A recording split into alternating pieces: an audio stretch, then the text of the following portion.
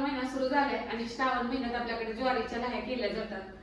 तर ही ना गेल्या वर्षीची ज्वारी, आता लाह्यासाठी जी ज्वारी असते ना ती वेगळी भेटते आणि आपली जी नॉर्मल ज्वारी आहे ना त्याच्या लाह्या म्हणजे होतात, पण त्याला थोडंसं भिजत वगैरे घालायला म्हणजे त्याची प्रोसेस आहे. पण ही जी लाह्याची ज्वारी भेटते ना थोडीशी बारीक आणि हलकी असते आणि ह्याला फक्त पाण्याचा हात लावायचा, अगदी 5 मिनिटात लाह्या तयार होतात.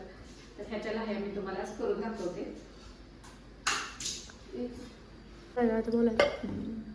त्याच्यावर ना थोडंसं पाणी असं फक्त आपल्याला ओलं करून घ्यायचं.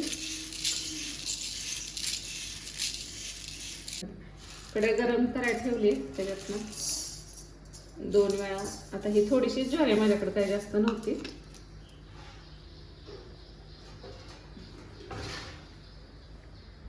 फुटलं ना बरोबर, फक्त थोडंसं असं ना कापडाने प्रेस करायचं. फुटली. तर ही ज्वारी बघा दिसायला अशी बारीक दिसते आणि आपली उरलेली भाकरीची ज्वारी असते ना ती मोठी राहते. पॉपकॉर्न ज्वारीचं पॉपकॉर्न.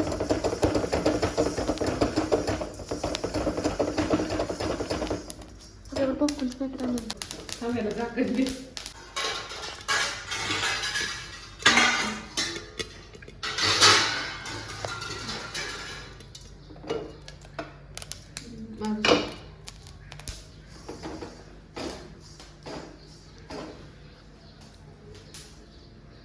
बस का ज्वारी जवळ दाखवली.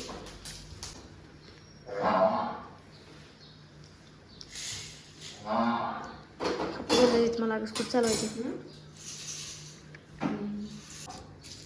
एवढं घेतलं बस की मी घेतली.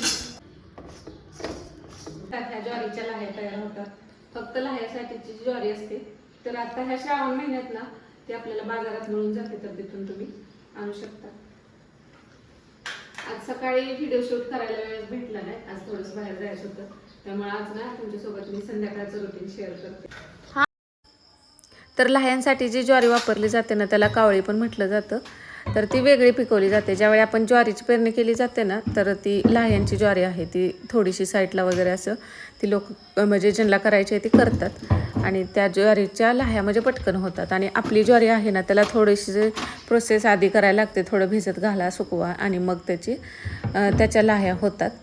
असं पण कोरड्या ज्वारीच्या होतात साध्या, पण थोडा त्याला वेळ लागतो. काही होतात, काही करपून जातात, असं होतं. पण जे लाह्याची ज्वारी आहे त्याच्या सगळ्या प्रत्येक ज्वारीच्या लाह्या आहेत त्या बऱ्यापैकी फुलतात, जसे की आपले पॉपकॉर्न फुलतात तसे. आता संध्याकाळचं इथं झाडू वगैरे मारून घ्यायचा होता आणि ह्याला आपण दीपपूजन केलेलं होतं दीपामावश्याचं, तर ते सगळं दिवा आहे ते काढलेलं घासून स्वच्छ करून ठेवलं परत जिथल्या तिथं, म्हणजे नंतरच्या पूजेत ते वापरायला बरं पडतं. आणि तेलाचा जर दिवा तसा राहिला तर ना पूर्ण खराब होतो दिवा, हिरवा असा पूर्ण होऊन जातो. म्हणजे पितळेची भांडी कशी घासून स्वच्छ ठेवली तरीसुद्धा ती खराब होतात आणि बिना घासता ठेवलं तर मग ते जास्तच खराब होतात, नंतर घासायला खूप वेळ जातो.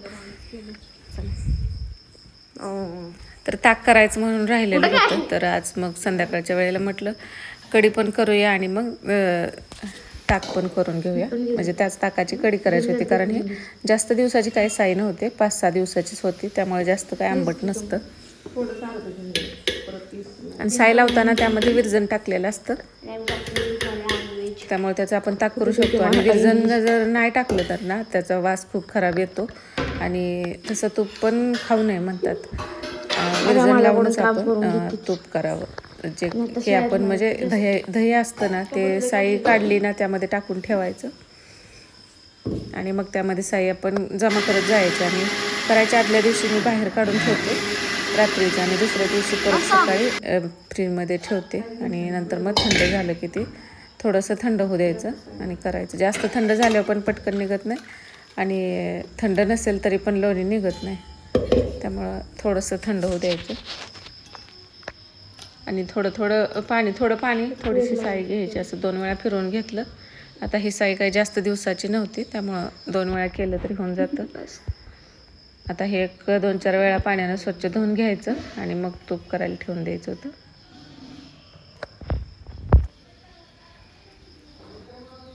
तर ह्या ताकाचीच कढी करायची होती. नंतर कढी वगैरे केली, पण करून झाल्यावर पण व्हिडिओ घ्यायचं लक्षात नाही.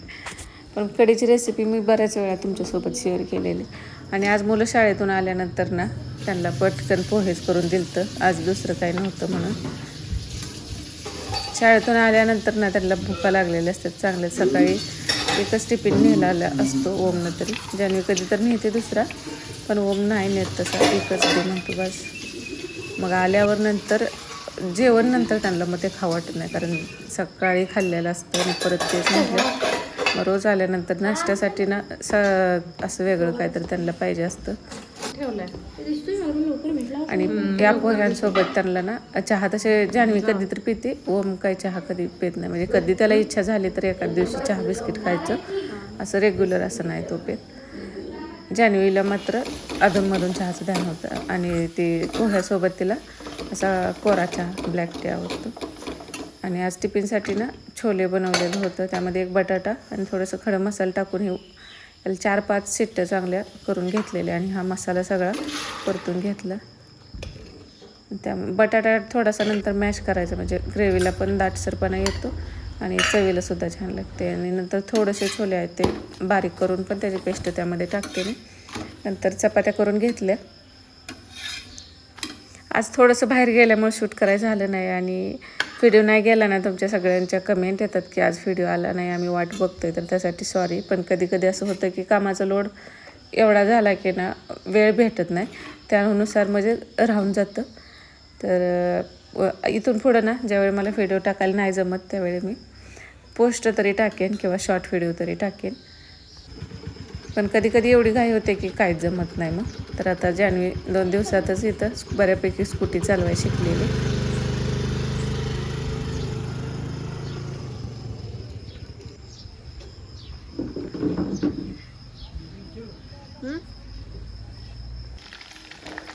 तर तोपर्यंत इथं नाही तूप पण करायचं झालं होतं. यात मी भरपूर सगळी तुळशीची पानं टाकते. तुळशीची पानं धुवून अशी पाण्यातून काढून टाकली की छान अशी यामध्ये ना कुरकुरीत होईपर्यंत आपल्याला ते तुपामध्ये म्हणजे घेऊ द्यायचं त्याला आणि मग गॅस बंद करायचा. आणि थोडंसं कोमट झालं की मग हे तूप गाळून भरून ठेवायचं. आता नंतर ठेवल्यानंतर ह्याला थोडासा पिवळसर असा कलर दिसतो. तर इथं आता संध्याकाळची दिवाबत्ती करून घ्यायची आणि कढी भात भाकरी असंच करायचं होतं. आणि पोरांचा शेक आहे तो पण मग संध्याकाळच्या वेळेला, सकाळी नाही देत, संध्याकाळचा करायचा असतो. शाळेतून आल्यावर काहीतरी नाश्ता केलेला असतो, नंतर शेक घेतात आणि मग रात्री फक्त भातच खातात. तर इथं ना ही साय अशी काढली का त्यामध्ये थोडंसं त्यातलंच टाकून मी ठेवून देते आणि आजच्या दिवस बाहेर ठेवते आणि उद्यापासून ना फ्रीजमध्ये ठेवून त्यामध्ये साय कलेक्ट करायची आणि आदल्या दिवशी फक्त बाहेर काढायचं, मिक्स करायची सगळी साय आणि नंतर तूप करायचं. तर श्री स्वामी